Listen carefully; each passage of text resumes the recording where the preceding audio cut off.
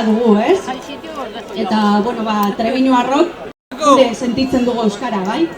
Horregatik, biztanle gehienok hemen, hezkuntza eredua holakoa nahi dugu euskaraz gure seme alabentzat.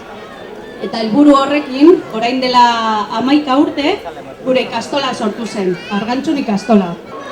Gu gaztetxetik urtero saiatzen geha olako proiektu konprometitu eta indartsu bat aurrea ematen, eta aurten Argantzun ikastola itokatu zaio.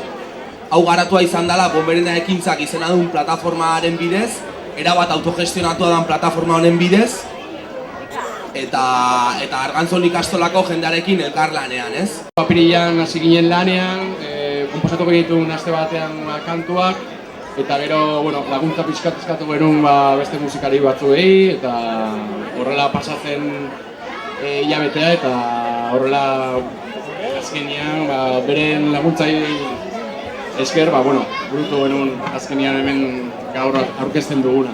Uste dut oso disko polita geratu dela, divertigarria, guraso askok eskertuko duzutela, eta besterik gabe animatu erostera eta entzutera, eta baita ere eskertu Mariboto, Iritxe eta Porrotxeri oso ondo abestu dutela, eta lana asko erraztu dutela. 8 abesti dira eta 8 altxor txiki, bakoitzak beretik mezu polit bat, dezigarria eta alaia eta itxaropentsua ematen duelako.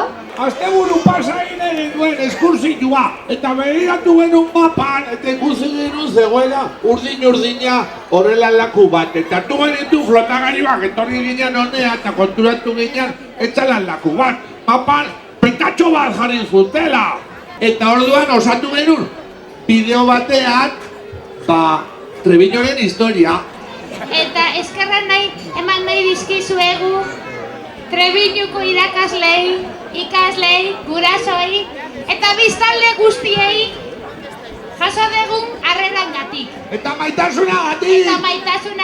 Eskerrik asko benetan! Batu Trebiñu gora! Zure ordua heldu da! Apa Trebiñu!